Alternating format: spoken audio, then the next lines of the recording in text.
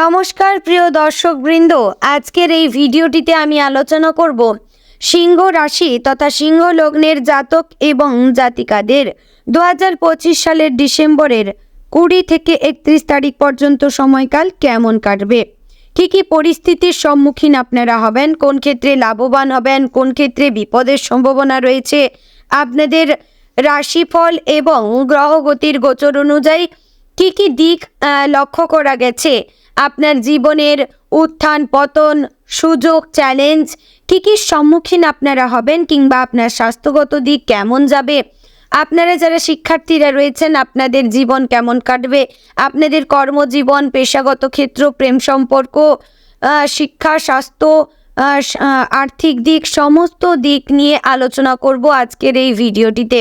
এবং বন্ধুগণ, এই 10 দিনের মধ্যে আপনারা অনেক কিছুর মধ্যেই কাটাতে পারেন, অনেক কিছু মিশ্র ফলাফল নিয়ে আসবে আপনাদের জীবনে।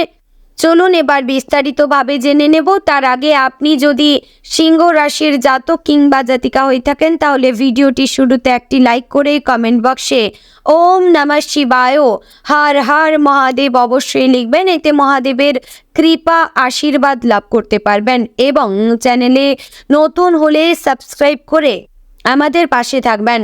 আর এরকম কোন রাশির সম্পর্কে জানতে চাইছেন অবশ্যই কমেন্ট করে জানাবেন। চলুন এবার মূল আলোচনায় যাওয়া যাক। বন্ধুগণ, ডিসেম্বরের শেষ 10 দিন অর্থাৎ 20 থেকে 31 তারিখ সিংহ রাশির জাতক জাতিকাদের জন্য একটি রূপান্তরকারী সময় হতে চলেছে। এই সময় আপনার মধ্যে নতুন করে কিছু শুরু করার প্রবল ইচ্ছা জাগতে পারে। বছরের শেষের দিকে এসে আপনি হয়তো নিজের অর্জন এবং ব্যর্থতাগুলো নিয়ে ভাবছেন এবং নতুন বছরের জন্য পরিকল্পনাও করছেন। তবে এই সময়ে আপনার উচিত হবে ধৈর্য ধরা এবং বুদ্ধিমত্তার সাথে সিদ্ধান্ত নেওয়া। গ্রহের অবস্থান অনুযায়ী এই সময়ে আপনার স্বাভাবিক আত্মবিশ্বাস এবং নেতৃত্বের গুণাবলী আরও শক্তিশালী হবে। তবে সাথে সাথে আবেগ প্রবণতাও বাড়তে পারে। আপনার স্বভাব সুলভ দৃঢ়তা এবং সাহস এই সময়ে আপনার সবচেয়ে বড় সম্পদ হবে। তবে অহংকার এবং একগুঁয়েমি এড়িয়ে চলতে হবে। আপনাদের চঞ্চল হতে হবে এবং সমস্ত বিষয়ে আপনাদের সিদ্ধান্ত নেওয়া এবং তদারকি করতে হবে। বন্ধুগণ, প্রথমে জানবো আপনাদের কর্মজীবন এবং পেশাগত ক্ষেত্র কেমন যাবে। কর্মক্ষেত্রে এই সময়টি আপনার জন্য বেশ গুরুত্বপূর্ণ প্রমাণিত হতে পারে। 20 থেকে 28 তারিখের পর্যন্ত আপনার কাজের চাপ কিছুটা বেশি থাকতে পারে। অফিসে নতুন প্রজেক্ট বা দায়িত্ব আসতে পারে যা আপনাকে আরও পরিশ্রম করতে বাধ্য করবে। তবে এই পরিশ্রম নিষ্ফল যাবে না। আপনার ঊর্ধ্বতন কর্মকর্তারা আপনার কাজের প্রশংসা করতে পারেন এবং আপনার যোগ্যতা সবার সামনে প্রমাণিত হবে। যারা ব্যবসায়ী তাদের জন্য এই সময়টি নতুন চুক্তি বা ব্যবসায়িক সম্পর্ক স্থাপনের জন্য অনুকূল। 25 থেকে 28 তারিখের মধ্যে কোনো বড় ব্যবসায়িক সিদ্ধান্ত আপনারা নিতে পারেন। তবে কোনো বিনিয়োগের আগে ভালো করে যাচাই করে নেবেন এবং বিশ্বস্ত মানুষের পরামর্শ অবশ্যই নেবেন। এই সময়ে আপনার বিচার বুদ্ধি প্রখর থাকবে, তাই নিজের অন্তর্দৃষ্টির ওপর ভরসা রাখবেন।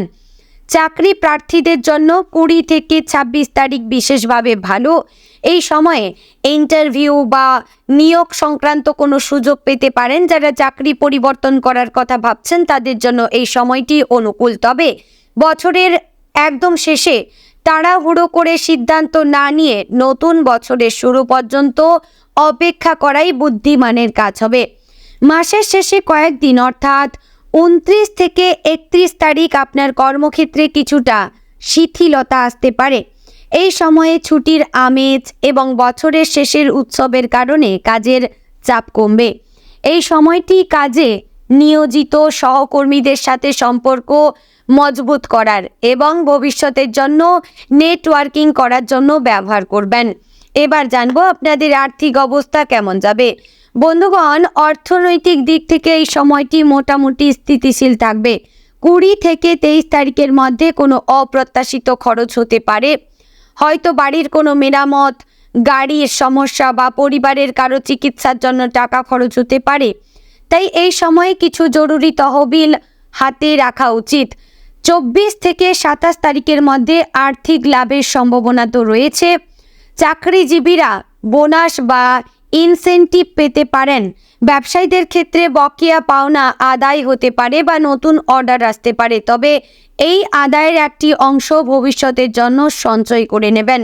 বছরের শেষে অনেক খরচ থাকে, বিশেষ করে উৎসব এবং পারিবারিক অনুষ্ঠান নিয়ে, তাই বাজেট করে খরচ করবেন। 28 থেকে 31 তারিখ উপহার কেনা এবং নববর্ষ উদযাপনের জন্য আপনার খরচ বেড়ে যেতে পারে। এই সময়ে মনের খুশিতে অতিরিক্ত খরচ না করে চেষ্টা করবেন বন্ধু বান্ধব বা আত্মীয় স্বজনদের কাছ থেকে টাকা ধার দেওয়ার অনুরোধ আসলে সাবধানে সিদ্ধান্ত নেবেন। বিনিয়োগের ক্ষেত্রে এই সময়টি মোটামুটি ভালো। শেয়ার বাজার বা মিউচুয়াল ফান্ডে বিনিয়োগ করতে চাইলে 25 থেকে 28 তারিখ উপযুক্ত, তবে দীর্ঘমেয়াদী বিনিয়োগের কথা ভাবুন এবং ঝুঁকিপূর্ণ বিনিয়োগ এড়িয়ে চলবেন। রিয়েল এস্টেট বা সম্পত্তি কেনার ব্যাপারে সিদ্ধান্ত নিতে চাইলে এই মাসের শেষে না নিয়ে কিছু নতুন বছরের শুরুতে নেওয়া কিন্তু ভালো হবে। এবার জানবো আপনাদের পারিবারিক জীবন কেমন কাটবে। বন্ধুগণ, পারিবারিক ক্ষেত্রে এই সময়টি বেশ আনন্দদায়ক হতে পারে। বছরের শেষ হওয়ায় পরিবারের সবাই একসাথে সময় কাটানোর সুযোগ পাবেন। 20 থেকে 22 তারিখের মধ্যে পরিবারের কোনো শুভ খবর আসতে পারে। কারো চাকরিতে পদোন্নতি, সন্তানের পরীক্ষায় ভালো ফল বা পরিবারে নতুন সদস্যদের আগমনের খবর পেতে পারেন। মাতা পিতার সাথে সম্পর্ক এই সময়ে আরও গভীর হবে। তাদের স্বাস্থ্যের প্রতি বিশেষ নজর রাখবেন এবং প্রয়োজনে তাদের জন্য সময় বের করবেন। 23 থেকে 25 তারিখের মধ্যে পরিবারের বয়স্ক সদস্যদের সাথে কোনো মতবিরোধ হতে পারে। এই সময় ধৈর্য ধরবেন, তাদের মতামতের প্রতি সম্মান দেখাবেন। সন্তানদের সাথে সম্পর্ক ভালো থাকবে। তাদের পড়াশোনা এবং ভবিষ্যৎ নিয়ে এই সময়ে গুরুত্বপূর্ণ আলোচনা করতে পারেন। 26 থেকে 28 তারিখ তাদের সাথে কোথাও ঘুরতে যাওয়ার বা বিনোদনের ব্যবস্থা করার জন্য উপযুক্ত সময়। এতে পারিবারিক বন্ধন আরও কিন্তু মজবুত হবে। 29 থেকে 31 তারিখ নববর্ষের উদযাপনের জন্য পরিবারের সাথে পরিকল্পনা করুন। বাড়িতে ছোট একটি পার্টি আয়োজন করতে পারেন বা পরিবারের সবাইকে নিয়ে কোথাও ঘুরতে যেতে পারেন। সেখানে আপনারা পিকনিক করেও কিন্তু আনন্দ পাবেন। এই সময়টি পরিবারের সবার সাথে মধুর স্মৃতি তৈরি করার জন্য একদমই আদর্শ টাইম। অবশ্যই এই সময়টিকে কাজে লাগিয়ে আপনারা সপরিবারে মিলে হাসি খুশিতে থাকুন। এবার জানবো আপনাদের প্রেম সম্পর্ক কেমন কাটবে। বন্ধুগণ, প্রেম এবং রোমান্টিক ক্ষেত্রে এই সময়টি বেশ রোমাঞ্চকর হতে পারে। যারা সম্পর্কে রয়েছেন তাদের জন্য 20 থেকে 24 তারিখ বিশেষভাবে ভালো। এই সময়ে আপনার সঙ্গীর সাথে সম্পর্ক আরও গভীর হবে এবং পরস্পরের প্রতি বোঝাপড়া বাড়বে। নতুন কোনো জায়গায় ঘুরতে যাওয়ার পরিকল্পনা করতে পারেন, যা আপনার সম্পর্কে নতুন প্রাণ সঞ্চার করবে। তবে 25 থেকে 27 তারিখের মধ্যে কিছু মতবিরোধ হতে পারে। ছোটোখাটো ভুল বোঝাবুঝি বা মতের পার্থক্য দেখা দিতে পারে। এই সময়ে আবেগের বশবর্তী হয়ে কোনো বড় সিদ্ধান্ত নেবেন না। ধৈর্য ধরুন এবং শান্ত মাথায় সমস্যার সমাধান খুঁজুন। মনে রাখবেন, সিংহ রাশির মানুষরা কখনো কখনো একটু বেশি আবেগপ্রবণ হয়ে পড়েন, তাই নিজেকে সংযত রাখার চেষ্টা করবেন। যারা বিবাহিত তাদের জন্য এই সময়টি সাধারণভাবে ভালো যাবে। স্বামী বা স্ত্রীর সাথে সম্পর্ক মধুর থাকবে এবং পরস্পরের সহযোগিতা পাবেন। 28 থেকে 31 তারিখ নববর্ষ উদযাপনের জন্য বিশেষ পরিকল্পনা করুন।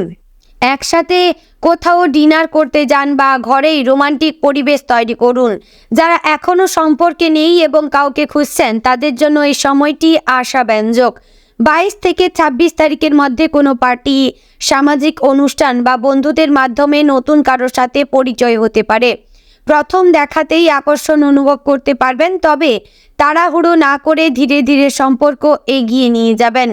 30 বা 31 তারিখ নববর্ষের পার্টিতে বিশেষ কারোর সাথে দেখা হতে পারে, যা ভবিষ্যতে গুরুত্বপূর্ণ হতে পারে।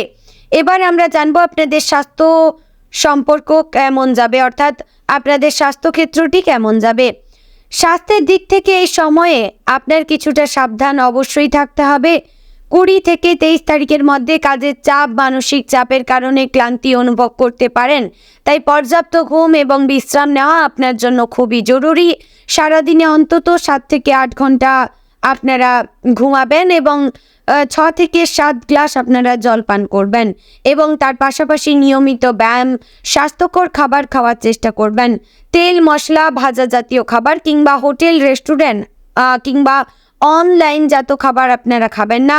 তার পাশাপাশি চিপস কিংবা জাঙ্ক ফুড যেগুলি রয়েছে, ফাস্ট ফুড রয়েছে, সেগুলি আপনারা এড়িয়ে চলবেন। 24 থেকে 26 তারিখ হঠাৎ সর্দি কাশি বা জ্বর হতে পারে। শীতের এই সময়ে সতর্ক থাকবেন এবং ঠান্ডা লাগানো থেকে বিরত থাকবেন। উষ্ণ কাপড় পরবেন, প্রয়োজনে ডাক্তারের পরামর্শ নেবেন। যাদের পুরনো কোনো রোগ রয়েছে তারা এই সময়ে বিশেষ সতর্ক থাকবেন এবং নিয়মিত ওষুধ খাবেন। মানসিক স্বাস্থ্যের দিকে নজর দিতে হবে। বছরের শেষে অনেক সময় মানসিক চাপ এবং উদ্বেগ বাড়ে। 27 থেকে 29 তারিখের মধ্যে আপনি কিছুটা অস্থির বা উদ্বিগ্ন বোধ করতে পারেন। এই সময়ে মেডিটেশন বা যোগব্যায়াম করলে উপকার পাবেন। প্রিয়জনদের সাথে সময় কাটান এবং নিজের অনুভূতি আপনারা অবশ্যই শেয়ার করুন তার সঙ্গে। এতে অনেকটা হালকা হতে পারবেন এবং অনেকটাই আপনার ভালো লাগবে। মানসিক দিকটি আপনাদের ভালো থাকবে। 23 থেকে 31 তারিখ অর্থাৎ এই 2 দিন নববর্ষের উদযাপনে খাওয়া দাওয়ার ব্যাপারে সংযমী হবেন। অতিরিক্ত খাবার বা মদ্যপান এড়িয়ে চলবেন, যা আপনার স্বাস্থ্যের জন্য ক্ষতিকর হতে পারে। পেটের সমস্যা বা হজমের গোলমাল এড়াতে হালকা বা স্বাস্থ্যকর খাবার খান। রাতে জেগে পার্টি করলেও পরদিন পর্যাপ্ত বিশ্রাম নেবেন। বন্ধুগণ, এই সময় আপনার বন্ধু বান্ধবদের সাথে ঘোরাঘুরি করতে যাবেন, তবে অবশ্যই বেশি দূরে কোথাও যাবেন না, কাছাকাছি কোথাও ঘুরতে পারেন, মজা করতে পারেন। এতে মন এবং শরীর দুই ভালো থাকবে এবং আপনাদের এই সময়ে পুরনো কোনো বন্ধুর সঙ্গে দেখা হতে পারে, যার সঙ্গে কিন্তু দীর্ঘদিন আপনি কোনো যোগাযোগই রাখতে পারেননি। এবার জানবো আপনাদের শিক্ষাগত দিক কেমন যাবে। বন্ধুগণ, যারা পড়াশোনা করছেন তাদের জন্য এই সময়টি মোটামুটি ভালো যাবে।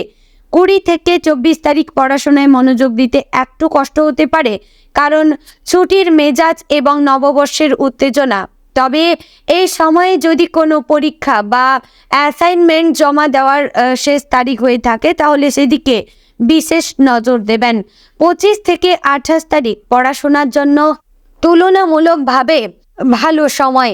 এই সময়ে আপনার মনোযোগ এবং বোঝার ক্ষমতা ভালোই থাকবে। যদি কোনো কঠিন বিষয় বা টপিক বুঝতে সমস্যা হচ্ছে তাহলে এই সময়ে সেগুলি নিয়ে কাজ করুন এবং শিক্ষক বা আপনার গুরুজনদের সাথে সেই জিনিসটি নিয়ে পরামর্শ করতে পারেন, তাদের সাহায্য নিতে পারেন।